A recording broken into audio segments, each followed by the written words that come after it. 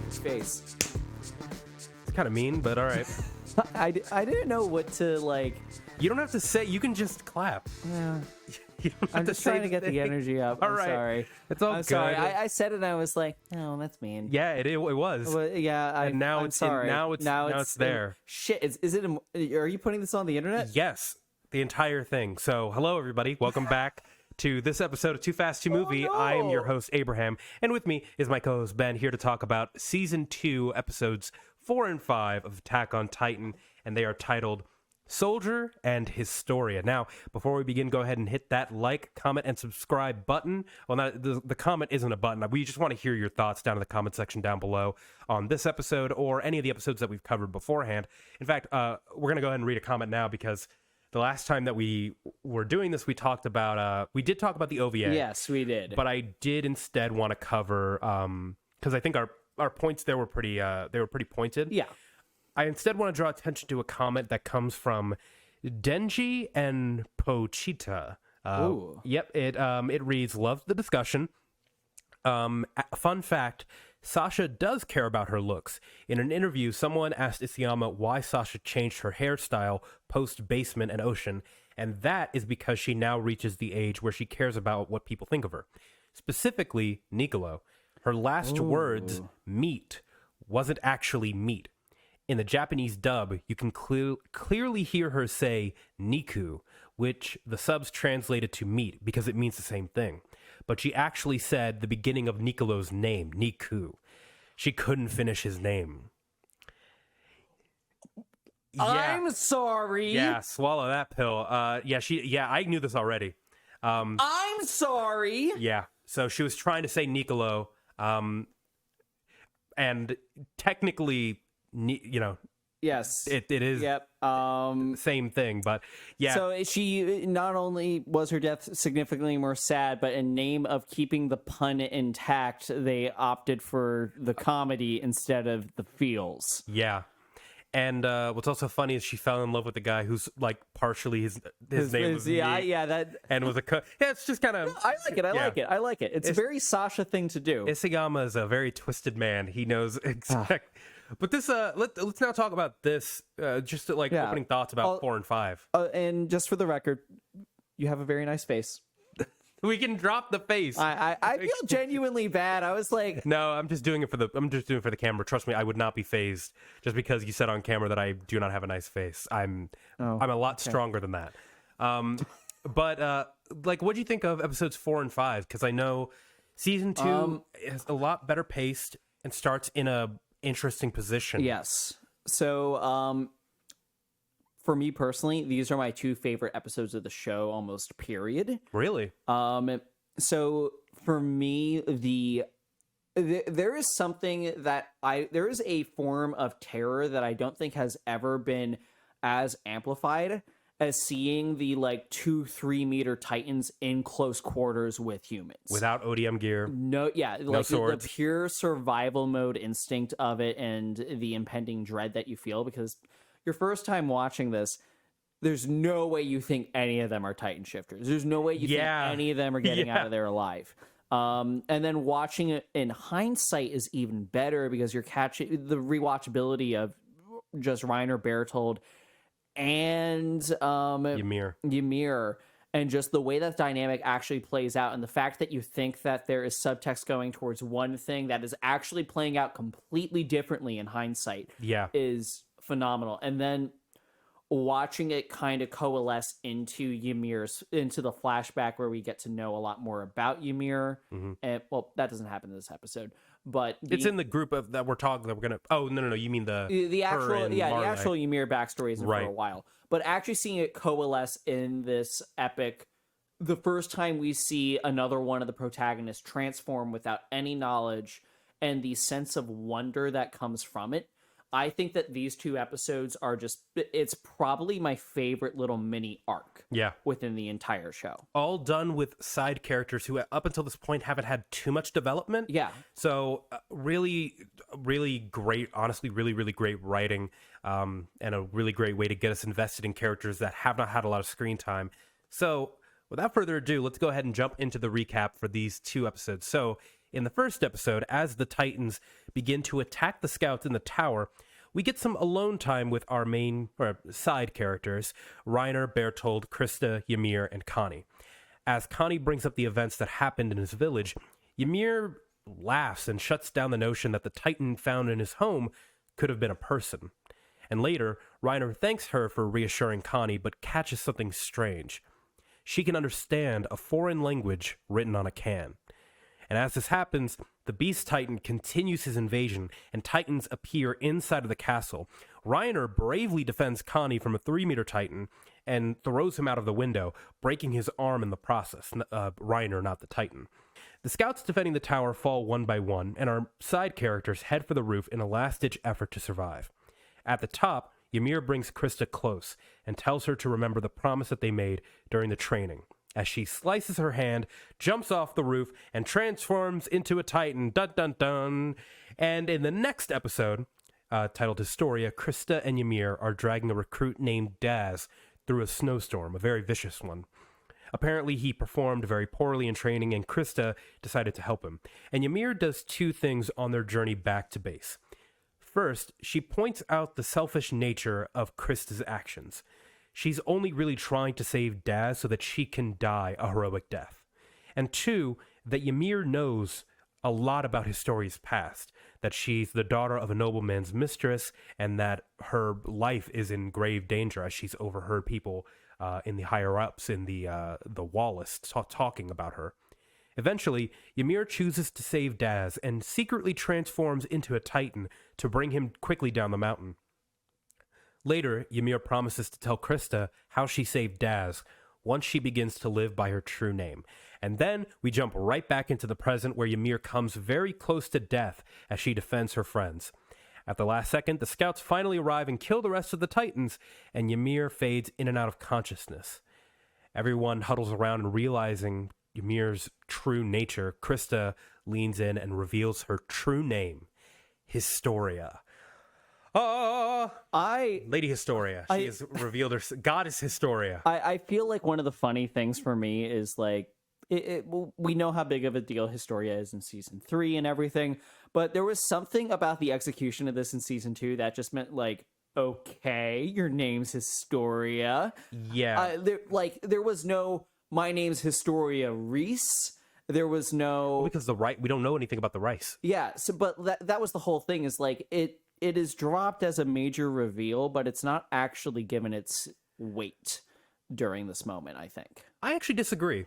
Really? The only reason why is because of how Ymir figured it out and how she was able to, because she was in the flashback, she was hiding in like the pews, like stealing bread. Yeah. And she overheard the pastor saying all of this information. And as we learn in the beginning of the season, he knew that that there were Titans in the walls. Yes. So if you're from like an audience point of view, I would imagine you'd be like, wait, that's the guy who knew all of those secrets. And now he's talking about Historia and like a noble person and like how she knows the true answers. And you're like, wait, what the, like, you're like, you know that there's more to the story and it somehow involves Historia. I guess. I think I think it's the weight in the moment of, because you have to compare it also to the emotional charges of everything that's happened with Ymir, especially in this moment. Yeah. Where it just feels kind of undershadowed. And I will say, Historia gets her fucking moment in the limelight. Yeah. In season 3. So like, there's no complaint as far as development here. And I mean, on this show, and especially if you were here last episode when we were talking about Lost Girls, we talk a lot about the sort of that sort of correlation between femininity and agency, and the fact that the female characters are portrayed really well here. It's just the more feminine they are, usually the less agency they have in the story. Yeah. I will say Historia, I think, is the only one that kind of breaks this rule in season 3. Yeah. But the way that this plays out here is like the two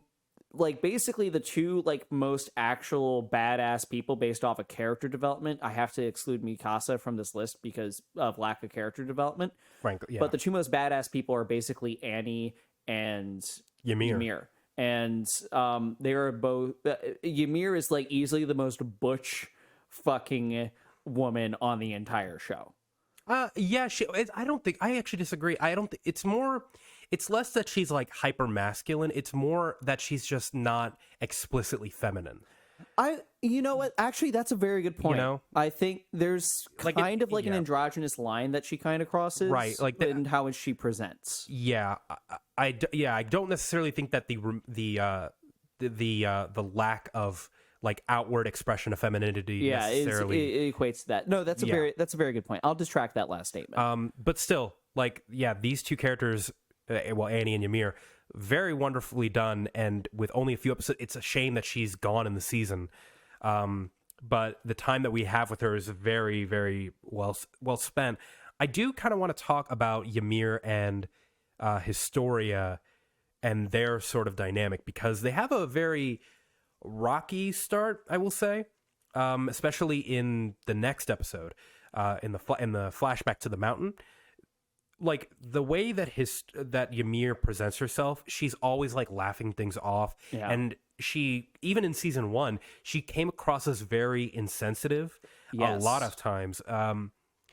But in this episode, strangely, she is able to cut right through the core of Historia's like false like attitude, because she's saving Daz, but it's really because she doesn't value her life.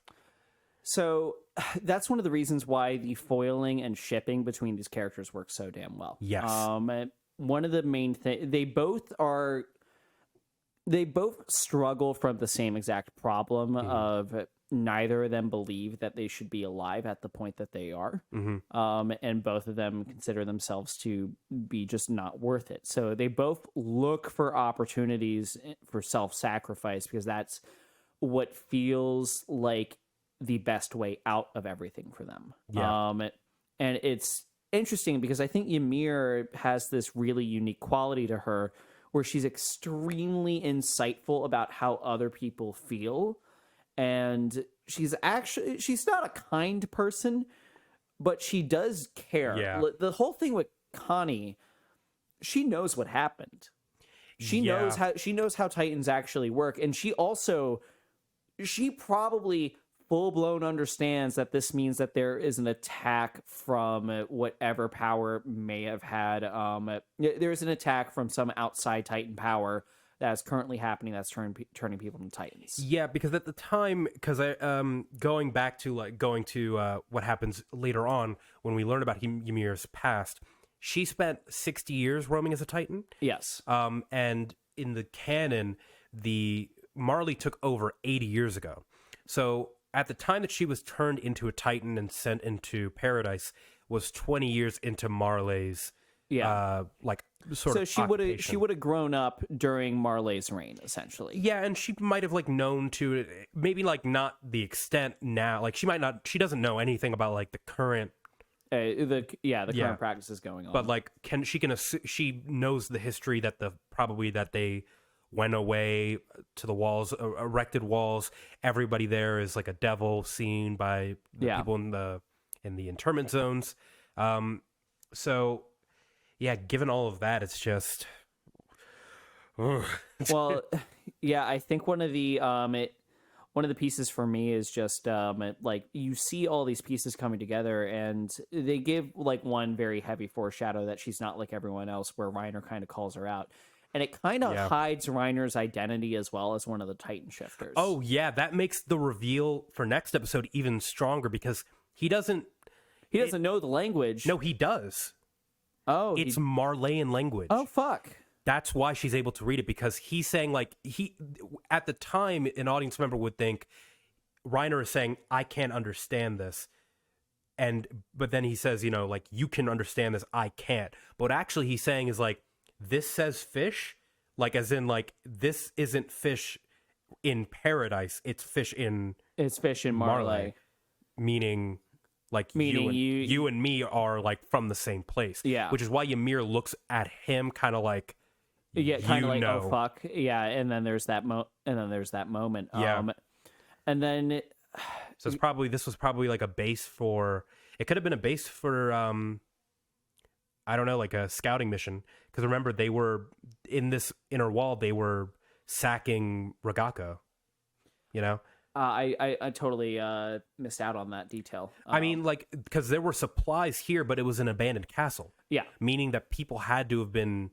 Well, at some point, there had to have been within the wars and everything. Because, again, 100 years ago, I watched all this with my partner, and 100 years ago is not... it's only, like, maybe 2 or 3 generations. Well, no, I'm thinking even more recently. Like, I'm thinking that this happened, like, within a week or 2 weeks... to the Beast Titan turning people. The Beast Titans. Because you have to think, like, all those people were pumping gas. Like, there was a whole operation. Oh, you're right. Yeah, you're totally right. There had to have been a whole group. And I'm like, how is there an abandoned castle and all of this fresh... I mean, canned food can sometimes last a very long time. Again, fair. But the fact that it's from Marley is weird. The whole thing is, like, there could be anything from old histories. It seems like even based off of some later conversation that they understood what land cavalry armor was like, which is something that they would never have use for in their current situation with Titans. Yep. So maybe we'll get to that in season 4. I, again, can't say whether or not we do get into that, but... regardless, okay. I also do want to bring up another character that is going to be very, very important in season 4, part 2, and he is in these 2 episodes. He is Daz. That character is going to be very important in season 4, part 2. I mean, it's less very. You should know his name. I mean, I feel like most of us have known Daz to some extent. Not gonna lie, before I caught up to the manga. When this character is reintroduced in season 4, part 2, or in the manga, in that time, I was like, who is this man? And they're, and at the time they were like, oh, Daz, it's our friend, but you're like, I gotta go to the wiki. I gotta figure out who this man is. I'm actually genuinely, I thought Daz was like one of the drill sergeants. No, Daz is a recruit. What? Yeah, in season 1, he was the one who was like, I can't do it, man. And Jean, like, had to stop him from, like, taking out a sword and killing himself. This was right after Trust. Yeah, exactly. And he was also, and he's in this episode too. He's basically like the bumbling oaf friend, but he is not given enough screen time. This show has too many characters. Yeah, it has too many. No, not necessarily. And I will say it will make more sense in season 4, part 2, why this character is important. Again, can't say too much, but if you are watching at home and you aren't caught up to the manga, remember this character because he is going to come back. So he was in. He's been there since season 1. My God! Wait. Yeah. It's literally a small moment. Okay. It's like the smallest beat. You like if trust me. Okay. I didn't. I thought he was only in one of the. I thought he was only in the flashback. Nope. He's also in season 1. I think at least 2 times. Anyways. Yeah, that's fun. Good job, Isayama, giving screen time to characters who you're gonna make important. Let's talk about Reiner and Berthold, because this is the last time that we get to talk about them pre-betrayal. Yes. Because oh my gosh, next episode, like, there's not going to be much to talk about actually next episode because it just is. No, I think we're gonna have to like bleed it. We're gonna have to cover the entire fight and like bleed into whatever happens afterwards. Yeah, exactly. It's gonna be multiple episodes just because of the. We're probably gonna have to cover 4 because everyone knows what happens. It's very condensed. But these boys, they're evil. I mean, they're not actually. They're not evil. They're not. No. Here's the thing. We talked about this, and the first time you said it was during season 4, how Reiner kind of developed this split personality disorder, and I didn't believe you until I rewatched this episode. Right. I did not believe you at all. I thought he was just.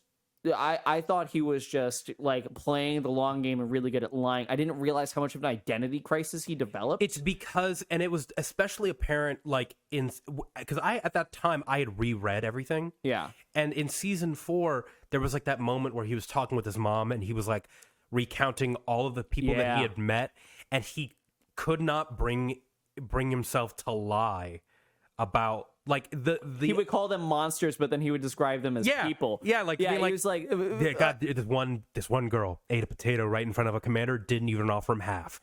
Like, and you're like, she was a she was the devil. She was the monster. Yep. She was the monster. And I think my favorite thing in the anime is there's this moment where like the people at the table are kind of realizing, but there's also this moment of double think, which, to borrow a Orwellian term. I mean, it pretty much is. Yeah, but like that moment of just like, we're going to ignore the fact that you just described them as human beings. Yep. For our own salvation. Yeah. So it is like, as much as Reiner is a bad person, yeah, but he is also a victim of circumstance, and that's equally as important to understanding why he does what he does. I will say this episode made me double down on hating Berthold. Oh, Berthold is actually the worst person in the the group. Annie's over it. Reiner is like broken beyond repair. Yeah, and Berthold just watches. No, Berthold doesn't just watch. He shames Reiner for like the obvious mental breakdown that he's having. Like, it's like, I don't know. He used to not be a soldier. He used to be more of a warrior, Reiner. Yeah. And like, yeah, oh my god, like that. Like, I there's some hyperbole in there, but like, if you were to like, that's.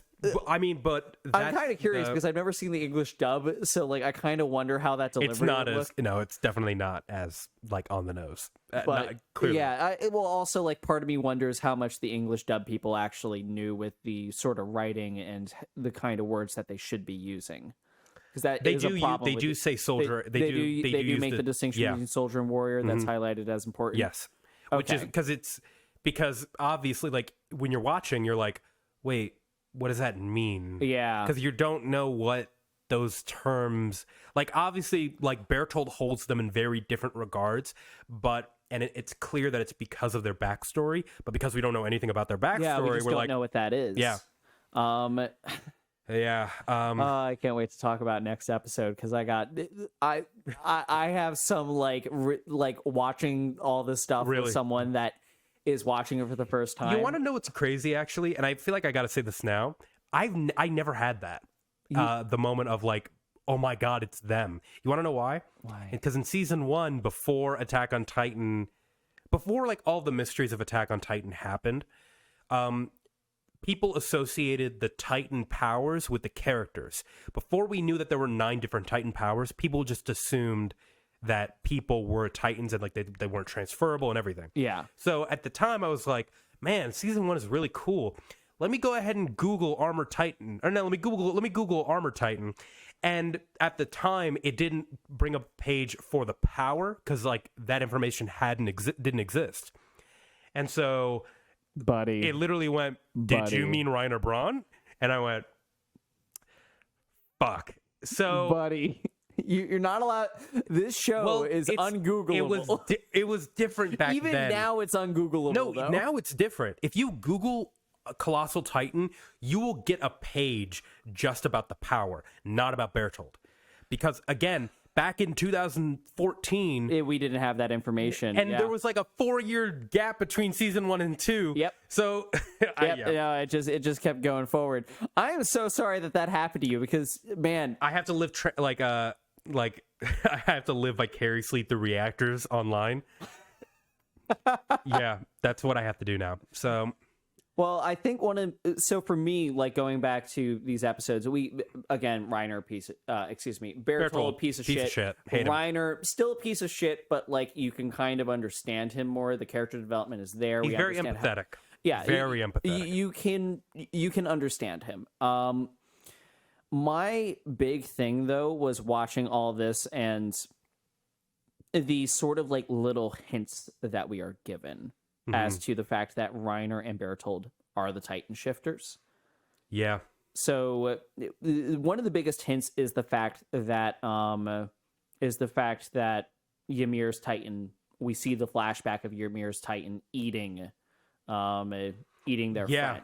That's another which big becomes thing. A big thing of like, why would Ymir do that? That doesn't make sense. Something's up, and she's obviously connected to these two. But then you're also putting the pieces together of what's happening with the language there, and what's happening with the fact that Reiner seems so But like, there's a couple red flags that come up from Reiner, even if it is your first time watching. Specifically, the sort of gaslighting of Connie. Yeah, because it seems like... And how thankful he is that Ymir is jumping on You that. definitely know something is up, but I don't know if it's pointed towards he is the Titan shifter. No, it's... Like, you definitely get the sense that he knows more than he is letting on. No, but at the time, you would... I mean, unless you look... Here's the thing, though. I will say, character design-wise, they made Reiner look a little too close to his Titan, so a lot of people had theorized at the time that Reiner was one of the Titans. Berthold kind of came out of nowhere for everyone because we all thought he'd be bald. Yeah, we thought he would be God, and we were like, wait, he's just this lanky dude. And they always came in pairs, so we figured they'd be together. And because you never thought that Berthold could be the colossal, Reiner being the armored was like a little. It was a little like, yeah, that didn't seem right. You'd figure that he'd be like some old dude and not these children. Plus, it also, if they were Titans the entire time, why didn't they burst through the walls? Why didn't they try and survive this fight? Like, you're like, if you were a Titan, kill the Titans and be like, let's get out of here, or even save yourself. Kill the people that you wanted to kill inside the walls. Yeah. What's the... And, well, that is the part of the show that... And again, this is the reason why these two episodes are so damn good for me, is especially on REWATCH. It is... On REWATCH, the amount of fucking, like, 3D chess that these characters are playing on who's going to Titan shift first. Yeah. Because when they're put in the situation of who's going to die, when you're rewatching, you're like, oh, Berthold and Reiner are fucking considering it right now. Oh, yeah. You're watching, you're like, they were going to do it. They see Beast Titan, they're like, that's our boss. Time to go. Might need to head out pretty soon. Yeah, it's like there is a very obvious moment of like... But also if they reveal themselves, they're the only ones who are alive who know that Eren is the Titan shifter. Exactly. So they have to keep a low profile until they can get close to him. Exactly. So it's like... It's this weird moment of like, okay, do I turn into a Titan, get away, and then feign being the lone survivor? Like, there's all these things that are running through through other characters' heads right now. And really what it comes down to is if Ymir wasn't a Titan shifter, they would have done it. Yeah, probably. Well, no, they probably couldn't, because we've seen before. Well, no, because Beast Titan would have probably stopped the invasion once he saw the lightning. Yep. And would have been like, stop. Berthold, I was going to say, like, because if they transformed, Berthold would wipe Reiner away. No, we kind of established this in season 3. Remember the reason why he didn't transform when they were like about to what's it called, Thunder Spear Reiner, was because his nape was exposed. Like, he can still die, like, because that's a nuke. Are you talking about? Well, no.